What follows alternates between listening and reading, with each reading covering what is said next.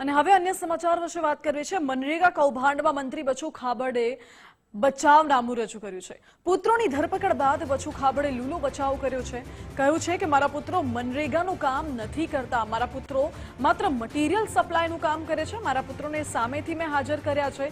હું અને મારા દીકરા સહયોગ કરીએ જ છીએ અને તપાસની અંદર જે તથ્યો આવશે તે પણ સ્વીકારીશું।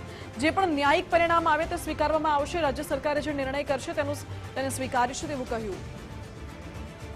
વાત કરીએ દેવગઢ બારિયા અને ધાનપુર, જે મનરેગામાં ભ્રષ્ટાચારનો મામલો સામે આવ્યો હતો 71 કરોડનો, તેને લઈને આજે આપણે દેવગઢ બારિયાના જે 134 વિધાનસભાના ધારાસભ્ય અને ગુજરાત સરકારના રાજ્ય સરકારના મંત્રી છે તેઓ અહીં ઉપસ્થિત છે। આપણે એમની સાથે સીધી વાત કરીશું કે જે 71 કરોડનો જે ભ્રષ્ટાચાર થયો છે, ક્યાંક ને ક્યાંક એમના બે પુત્રો છે તેઓના બી નામ બહાર આવ્યા છે। તેને લઈને મંત્રીશ્રી શું કહે છે આપણે એમની સાથે સીધી વાત કરશું। સર, આપના જે પુત્રો છે એમના પણ એજન્સીમાં નામ કહ્યું? દેવગઢ બારિયા અને ધાનપુર તાલુકાની અંદર જે મનરેગા માટે બાબત ચર્ચા ચાલે છે એ છેલ્લા 6 મહિનાથી ચાલે છે। અમારા રેડણા હોય, કુવા હોય કે સીમામય હોય કે 2 તાલુકા હોય, એમાં અનેકવિધ એજન્સીઓ કામ કરે છે। આમાં 35 જેટલી એજન્સીઓ એ મટીરિયલ સપ્લાય તરીકેનું કામ કર્યું છે અને મારા 2 દીકરાઓ તો 35 વર્ષથી આ ઓપન માર્કેટની અંદર મટીરિયલ સપ્લાયનો કોઈ પણ ગ્રાહક, ખેડૂત, લાભાર્થીને આપવાનું કામ કરે છે। તમે નરેગાનું કામ મારા પુત્રો કંઈ કરતા નથી, એ મટીરિયલ સપ્લાય કરે છે, એનું કામ એને કર્યું છે અને એની અંદર 35 એજન્સીઓ છે અને એના માટેની સરકારે તપાસ કરાવી છે અને એની સામે એફઆર પણ થયા છે। એફઆરની તપાસ આજે વહીવટી તંત્ર જે કરી રહ્યું છે અને હાલ એ જ્યુડિશિયલ મેટર છે, એટલે જે તપાસની અંદર જે કંઈ તથ્યો આવશે એના માટે મારા છોકરાઓના પર આક્ષેપ થયો એને મેં સામે ચાલીને તેને હાજર કરાવી દીધા છે અને અત્યારે આના અમારા પર આક્ષેપ છે, આક્ષેપના આધાર પર એફઆર થઈ છે અને એફઆરના આધાર પર આજે તપાસ ચાલી છે। તપાસની અંદર જ્યુડિશિયલ મેટરમાં જે કંઈ પરિણામ આવે એ અમને શિરોમાન્ય રહેશે। એના માટે અમારે કઈ અને અમે એના માટે સરકારની સાથે છીએ। સરકાર જે નિર્ણય કર્યો છે નિર્ણય સ્વીકારીએ છીએ અને એ માટે મારું વહીવટીતંત્ર જિલ્લાનું જે કામ કરે છે વહીવટીતંત્રને પણ હું અને મારા દીકરાઓ સહયોગ આપી જ રહ્યા છે। એમાં કઈ બીજી વાત નથી। અમે બગડ્યું કોઈ ગમે તે કહેતું હોય કે મંત્રી ભૂગર્ભમાં છે, હું બજારમાં છું, માર્કેટમાં છું, પ્રજા વચ્ચે છું અને હું તો 1975 થી સરપંચથી માંડીને આજે પંચાયત મંત્રી સુધી આવ્યો છું।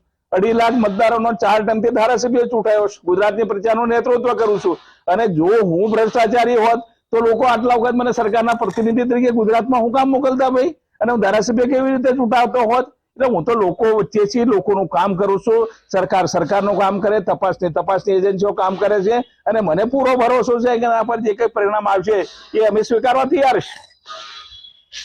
જી, આ તો આપણા ગુજરાત સરકારના મંત્રી બચુભાઈ ખાબડ જેઓ કહી રહ્યા છે કે અમને સરકાર પર પૂરો વિશ્વાસ છે, અમે સરકારની સાથે રહીને ચાલીએ છીએ। અગર જો અમારા પુત્રો જો ભ્રષ્ટાચારી હોત તો અમારા પુત્રો સામેથી હાજર ના થયા હોત, કેમ કે આ એજન્સીનું કામ છે, એજન્સીનું કામ તેઓ કરી રહ્યા છે। એજન્સીમાં એક નથી બાકી બીજી 35 એજન્સીઓ પણ એની સાથે જોડાયેલી છે। એ 35 એજન્સીઓનું બી શું કામ છે એ તપાસનો વિષય છે તેવું મંત્રી શ્રી બચુભાઈ ખાબડ દ્વારા જણાવવામાં આવ્યું છે। અને બીજો એક સવાલ હતો કે કોંગ્રેસ દ્વારા તેઓની રાજીનામાની માંગ કરવામાં આવે છે કે ભાઈ મંત્રીશ્રી જે છે તે આના ઉપર જે આ બધું થયું છે તેને લઈને રાજીનામું, એ પ્રકારના એ લોકો આક્ષેપો કરી રહ્યા છે અને તેઓ ધરણાના ચીમકી આપી રહ્યા છે। એમના વિશે પણ આપણે મંત્રીશ્રી આપણી સાથે જોડાયેલા છે, એમની સાથે વાત કરશું। શું કહેવા માંગે છે? કોંગ્રેસને મારું રાજીનામું માંગવાનો અધિકાર નથી। હું તો ગુજરાતની મારા મત વિસ્તારની 2 તાલુકાની પ્રજાનો પ્રતિનિધિ તરીકે ધારાસભ્ય ચૂંટાયેલો છું, ભારતીય જનતા પાર્ટીનો ચૂંટાયેલો છું। લાંબા સમય 2002 થી માંડીને આજે 25 વર્ષથી રાજનીતિના ક્ષેત્રમાં છું। કોંગ્રેસને મારું રાજીનામું માંગવાનો કોઈ અધિકાર નથી અને એ રાજીનામું એને માંગવાનું હોય તો એમના નેતાઓનું માંગે। રાજીનામું આલ્યું એનું શું છે એમને પોતાને ખબર છે અને એમના માટે મારે બીજું કંઈ કહેવું નથી। અને કોંગ્રેસને રાજીનામું લેવું હોય મારી પાસે રૂબરૂ આવે, હું બારિયાના બજારમાં આજે ઉભો છું।